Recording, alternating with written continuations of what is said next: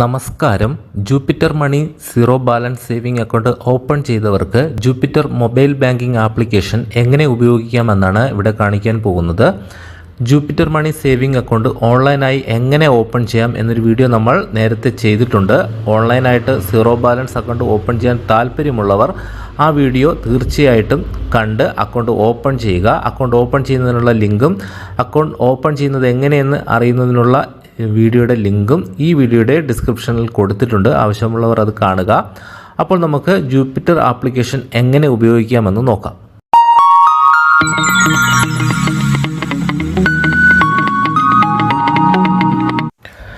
ആദ്യമായി നമ്മുടെ ഫോണിൽ ഇൻസ്റ്റാൾ ചെയ്തിട്ടുള്ള ജൂപ്പിറ്റർ ബാങ്ക് അക്കൗണ്ടിൻ്റെ മൊബൈൽ ആപ്ലിക്കേഷൻ ഓപ്പൺ ചെയ്യുക. ഓപ്പൺ ചെയ്യുമ്പോൾ നമുക്ക് അതിൻ്റെ മെയിൻ ഇൻ്റർഫേസിൽ നമുക്ക് എംപിൻ ഉപയോഗിച്ചിട്ടോ ഫിംഗർ പ്രിൻ്റ് ഉപയോഗിച്ചിട്ടോ നമുക്ക് ഓപ്പൺ ചെയ്യാം. ഓപ്പൺ ചെയ്യുമ്പോൾ നമുക്ക് ഫസ്റ്റ് ഇത്തരത്തിലായിരിക്കും മെയിൻ ഇൻ്റർഫേസ് വരുന്നത്. സാധാരണ ബാങ്ക് അക്കൗണ്ടുകളിൽ നിന്നും കുറച്ച് വ്യത്യസ്തമായിട്ട് ന്യൂ ജനറേഷൻ സ്റ്റൈലിലാണ് ആപ്ലിക്കേഷൻ ഡിസൈൻ ചെയ്തിട്ടുള്ളത്. നമുക്ക് ഫസ്റ്റ് തന്നെ അക്കൗണ്ട് ബാലൻസ് എന്ന് പറഞ്ഞ ഓപ്ഷൻ ക്ലിക്ക് ചെയ്ത് കഴിഞ്ഞാൽ നമ്മുടെ ഫോണിലെ ബാലൻസ് കാണാം. സീറോ ബാലൻസ് അക്കൗണ്ടാണ്. ഞാനിവിടെ 100 രൂപ ആഡ് ചെയ്തിട്ടുണ്ട്. അപ്പോൾ അതിന് തൊട്ട് താഴെയായിട്ട് ഡെപ്പോസിറ്റ് മണി എന്ന് പറഞ്ഞൊരു ഓപ്ഷൻ കാണാം. അപ്പോൾ അതിൽ ക്ലിക്ക് ചെയ്ത് കഴിഞ്ഞാൽ നമുക്ക് ഈ മൊബൈൽ ആപ്പിലേക്ക് അല്ലെങ്കിൽ ജൂപ്പിറ്റർ അക്കൗണ്ടിലേക്ക് നമുക്ക് പൈസ ആഡ് ചെയ്യാം. അപ്പോൾ അതിൽ ക്ലിക്ക് ചെയ്തു. അപ്പോൾ നമുക്കവിടെ എൻ്റർ എമൗണ്ട് എന്ന് പറഞ്ഞ ഓപ്ഷൻ ഉണ്ട്. അവിടെ നമുക്ക് എത്ര രൂപയാണോ ഈ അക്കൗണ്ടിലേക്ക് ആഡ് ചെയ്യേണ്ടത് അത് ക്ലിക്ക് ചെയ്ത് നമുക്ക് പൈസ ആഡ് ചെയ്യാനുള്ള ഓപ്ഷൻ ഉണ്ട്. അപ്പോൾ നമുക്ക് അത്തരത്തിലൊരു പൈസ ആഡ് ചെയ്യുന്ന ഓപ്ഷൻ അവിടെ തന്നെയാണുള്ളത്, ബാലൻസിന് തൊട്ട് താഴെ. അപ്പോൾ അതിന് താഴെയായിട്ട് നമുക്ക് വേറൊരു ഓപ്ഷൻ ഉള്ളത് check all your bank accounts എന്ന് പറഞ്ഞിട്ടുണ്ട്. അതായത് നമുക്ക് എത്ര ബാങ്കിൽ അക്കൗണ്ട് ഉണ്ടോ ആ ബാങ്കിൽ അക്കൗണ്ടിലുള്ള എല്ലാ ബാലൻസും നമുക്ക് അതിൽ ക്ലിക്ക് ചെയ്ത് കഴിഞ്ഞാൽ കാണാം. അപ്പോൾ എനിക്കിവിടെ ടോട്ടൽ 9 ബാങ്കിലെ അക്കൗണ്ടുകളെല്ലാം ഒറ്റ ഈ ആപ്പിനകത്ത് തന്നെ കാണാം. നമുക്ക് ഇതിങ്ങനെ എടുത്തിട്ട് ഏറ്റവും താഴെയായിട്ട് നമുക്ക് ഇവിടെ ഒന്ന് എനേബിൾ ചെയ്ത് കൊടുത്താൽ നമുക്ക് ടോട്ടൽ ബാലൻസ് ഫ്രണ്ടിൽ തന്നെ കാണിക്കും. നമുക്ക് ഏതൊക്കെ ബാങ്കിലാണോ എത്രയൊക്കെ ബാലൻസ് ഉണ്ടോ അതെല്ലാം അവിടെ കാണാം. അപ്പോൾ ഞാനിത് അവിടെ ടോട്ടൽ ബാലൻസ് അതെല്ലാം അവിടെ കാണാൻ കഴിയുന്നതാണ്. വളരെയധികം ഉപകാരപ്രദമാണ്. അപ്പോൾ നമ്മൾ മറ്റ് ബാങ്കുകളെ ആപ്പൊന്നും നോക്കേണ്ട, ഈ ഒരു ഒറ്റ ആപ്പിൽ തന്നെ എല്ലാം കാണാം. ഇനി അടുത്ത് വരുന്നത് ഡെബിറ്റ് കാർഡ് എന്ന് പറഞ്ഞ ഓപ്ഷനാണ്. അതിലൊന്ന് ക്ലിക്ക് ചെയ്ത് കഴിഞ്ഞാൽ നമുക്ക് ജൂപ്പിറ്റർ അക്കൗണ്ടിൽ നിന്നും ലഭിച്ച ഡെബിറ്റ് കാർഡിൻ്റെ ഡിജിറ്റൽ പതിപ്പ്, അതായത് ഇത് വെർച്വൽ കാർഡ് നമുക്കിവിടെ കാണാം. അതിൽ സ്വൈപ്പ് ചെയ്ത് കഴിഞ്ഞാൽ നമുക്ക് കാർഡിൻ്റെ ഡീറ്റെയിൽസ് കാണാം. ഫ്രീസ് ചെയ്യാനൊക്കെ ഉള്ള കുറേയധികം ഓപ്ഷൻസ് ഉണ്ട്. പിന്നെ അത് കഴിഞ്ഞ് വരുന്നത് സേവിങ്സ് എന്ന് പറഞ്ഞൊരു ഓപ്ഷനാണ്. അപ്പോൾ നമുക്ക് ഇത് വളരെയധികം ബെനിഫിറ്റുള്ള ഒരു ഓപ്ഷനാണ്. സേവിങ് എന്ന് പറഞ്ഞിട്ട് പോട്ടെന്ന് പറഞ്ഞ് പല കാര്യമാണ്. അതായത് നമുക്ക് നമ്മുടെ പണ്ട് കാലങ്ങളിൽ വീടുകളിൽ പല കുടുക്കുകളിൽ പല സാധനങ്ങൾ വാങ്ങാൻ നമ്മൾ പൈസ സേവ് ചെയ്യുന്നത് പോലെ നമുക്കിപ്പോൾ ഒരു ഐഫോൺ വാങ്ങണം അല്ലെങ്കിൽ 1 പവൻ സ്വർണം വാങ്ങണം. അപ്പോൾ നമുക്ക് ചെറിയ പൈസ ഇതിലേക്ക് ആഡ് ചെയ്ത് വെച്ചിട്ട് നമുക്ക് ആ എമൗണ്ട് ആകുമ്പോൾ നമുക്കതിനെ പിൻവലിച്ച് എന്തെങ്കിലും വാങ്ങാൻ പറ്റും. അപ്പോൾ അതിനുള്ളൊരു ബെറ്റർ ഓപ്ഷനാണ്. നമുക്കത് അതിനെപ്പറ്റി നിങ്ങൾക്ക് എന്തെങ്കിലും സംശയം ഉണ്ടെങ്കിൽ നിങ്ങൾ തീർച്ചയായും കമൻറ്റ് ചെയ്യുക, അതിൻ്റെ മറുപടി നൽകുന്നതാണ്. അപ്പോൾ നമുക്ക് ഇങ്ങനെയുള്ളതും അതുപോലെ റെഡീം ചെയ്യാനുള്ള കുറച്ച് പോയിൻറ്റും അത് ഞാൻ അടുത്ത വീഡിയോയുടെ അവസാനം കാണിക്കാം. അങ്ങനെയുള്ള കുറച്ച് ഓപ്ഷൻസ് കൂടെയാണ് അവിടെ വരുന്നത്. അപ്പോൾ നമുക്ക് പല ഉപയോഗങ്ങൾ ഈ സേവ് ഇൻ പോട്ട്സ് എന്ന് പറഞ്ഞ ഓപ്ഷൻ വഴി നമുക്ക് ലഭ്യമാകും. അപ്പോൾ അതിനെപ്പറ്റി ഞാൻ പറഞ്ഞു തരാം. അപ്പോൾ നമുക്കിപ്പോൾ ഒരു ഐഫോൺ വാങ്ങണം, ആഡ് മണി എന്ന് പറഞ്ഞ ഓപ്ഷൻ ക്ലിക്ക് ചെയ്ത് നമുക്ക് പല സമയത്തും കിട്ടുന്ന പൈസ ഇതിലേക്ക് ആഡ് ചെയ്ത് വയ്ക്കാം. നമ്മൾ സാധാരണ സേവിങ് അക്കൗണ്ടിലായിരിക്കില്ല ഈ എമൗണ്ട് കാണിക്കുന്നത്. അത് പ്രത്യേക ഒരു നമ്മൾ ഫിക്സഡ് ഇടുന്നത് പോലെയൊക്കെ ആയിരിക്കും ഓപ്ഷനിലായിരിക്കും വരുന്നത്. അപ്പോൾ ഇനി അടുത്ത് ജസ്റ്റ് ഞാനിതൊന്ന് പരിചയപ്പെടുത്തി എന്ന് മാത്രമേ ഉള്ളൂ. അപ്പോൾ നമുക്കിത് നോക്കിക്കഴിഞ്ഞാൽ അതിൻ്റെ കൃത്യമായ ഡീറ്റെയിൽസ് വിവരങ്ങളെല്ലാം അവിടെ തന്നെ കൊടുത്തിട്ടുണ്ട്. നമുക്ക് പല കാര്യങ്ങളും പല ആവശ്യത്തിന് പല സേവിങ് അക്കൗണ്ട് തുടങ്ങുന്നതിന് പകരം നമുക്ക് ഇതിനകത്ത് തന്നെ നമ്മൾ പൈസ ഡിജിറ്റലായിട്ട് പല കാര്യങ്ങൾക്ക് വക മാറ്റി വയ്ക്കാൻ പറ്റും എന്നുള്ളൊരു ബെനിഫിറ്റാണ് ഇതിൽ കിട്ടുന്നത്. ഇനി അടുത്ത് വരുന്നൊരു ഓപ്ഷൻ ലോൺ ലൊക്കേറ്ററാണ്. അതായത് നമുക്ക് ഏതൊക്കെ ബാങ്കിൽ ലോൺ ഉണ്ടോ എല്ലാ കാര്യവും നമുക്ക് അതിലൊന്ന് ക്ലിക്ക് ചെയ്തിട്ട് ഇവിടെയുള്ള ടേംസ് ആൻഡ് കണ്ടീഷൻസ് എഗ്രി ഒന്ന് ടിക്ക് മാർക്ക് കൊടുത്തിട്ട് താഴെയുള്ള ബട്ടൺ ക്ലിക്ക് ചെയ്താൽ നമുക്ക് ഏതൊക്കെ ബാങ്കിൽ എത്ര രൂപയ്ക്കൊക്കെ എമൗണ്ട് ലോൺ ഉണ്ടോ അതെല്ലാം കാണാം. ഇവിടെ കാണാം ടോട്ടൽ 5 അക്കൗണ്ടിൽ ആക്റ്റീവ് ലോണുകളുണ്ട്. 5 ലക്ഷത്തിലധികം ലോണുണ്ട്. അപ്പോൾ ടോട്ടൽ എമൗണ്ട് എല്ലാ കാര്യങ്ങളും കാണാം. അപ്പോൾ നമുക്കവിടെ താഴെ എല്ലാ കാര്യവും ഡീറ്റെയിൽ ആയിട്ട് തന്നെ കാണാം. നമ്മുടെ സിബിൽ സ്കോർ നമുക്ക് കാണാൻ പറ്റും. അപ്പോൾ നമുക്കവിടെ വ്യൂ ഡീറ്റെയിൽസ് എന്ന് പറഞ്ഞൊരു ഓപ്ഷൻ നമുക്കവിടെ മുകളിൽ കാണാൻ അവൈലബിൾ ആണ്. അപ്പോൾ അതിൽ ക്ലിക്ക് ചെയ്ത് കഴിഞ്ഞാൽ നമുക്ക് ഏതൊക്കെ ബാങ്കിൽ എന്ത് തരത്തിലുള്ള ലോണാണ്, ഗോൾഡ് ലോണ്, ഹൗസിംഗ് ലോണ്, അപ്പോൾ വാഹന ലോണ്, ഏത് ലോണാണോ പേഴ്സണൽ ലോൺ ഏതാണോ അതെല്ലാം കൃത്യമായിട്ട് കാണിക്കും. എമൗണ്ട്, ഡ്യൂ ഡേറ്റ് എല്ലാം കാണാൻ പറ്റും. അപ്പോൾ അതും വളരെയധികം മികച്ചൊരു ഓപ്ഷൻ തന്നെയാണ്. അപ്പോൾ നിങ്ങൾ FI മണിയുടെ അക്കൗണ്ട് ഉപയോഗിക്കാത്തവരാണ് ഇനി ഒരു അക്കൗണ്ട് ഓപ്പൺ ചെയ്യുക. അതിൻ്റെ ലിങ്കൊക്കെ ഈ വീഡിയോയുടെ ഡിസ്ക്രിപ്ഷനിൽ കൊടുത്തിട്ടുണ്ട്.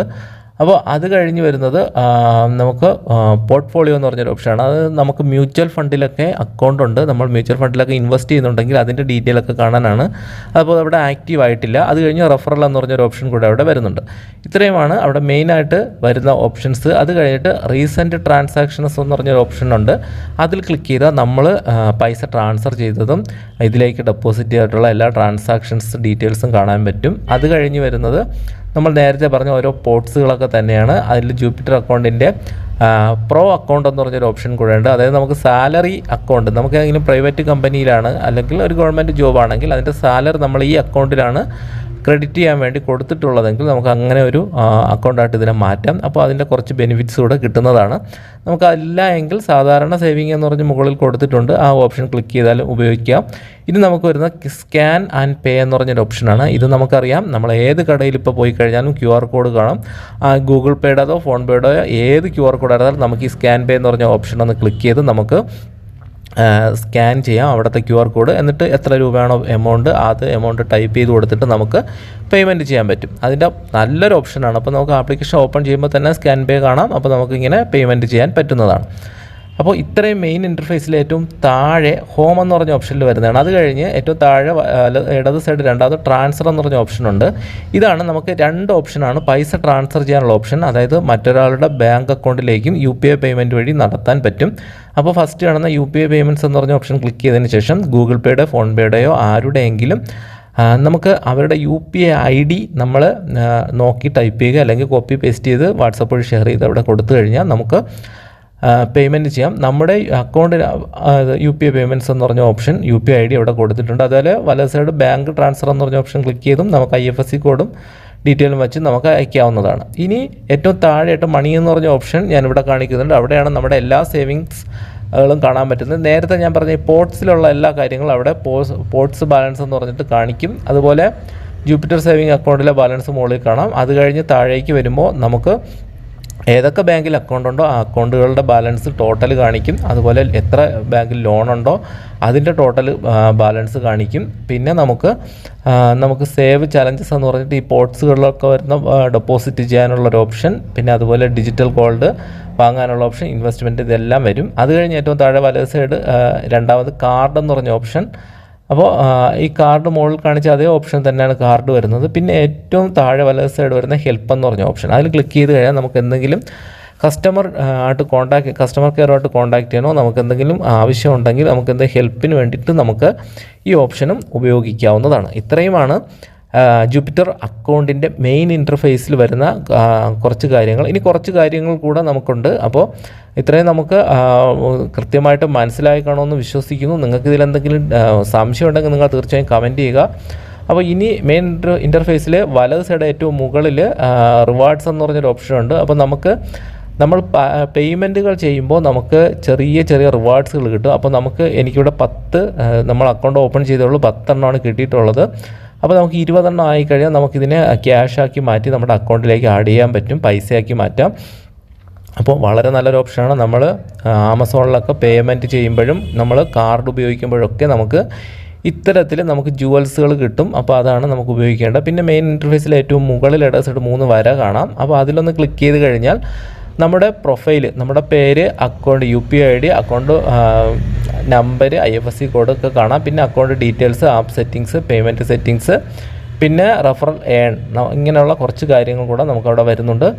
അപ്പോൾ നമുക്ക് പ്രോ അക്കൗണ്ടാക്കി മാറ്റാൻ, സാലറി അക്കൗണ്ടാക്കാൻ മുകളിൽ ഓപ്ഷൻ തന്നെ ഉണ്ട്. ആവശ്യമുണ്ടെങ്കിൽ മാത്രം ചെയ്താൽ മതി, അല്ലെങ്കിൽ നമുക്ക് അൺലിമിറ്റഡ് ആയിട്ട് പൈസ ഇതിൽ സേവ് ചെയ്യാൻ പറ്റും. അതുപോലെ ട്രാൻസാക്ഷൻ എല്ലാം ചെയ്യാം, സാധാരണ സേവിങ് അക്കൗണ്ട് ആയിരുന്നാലും.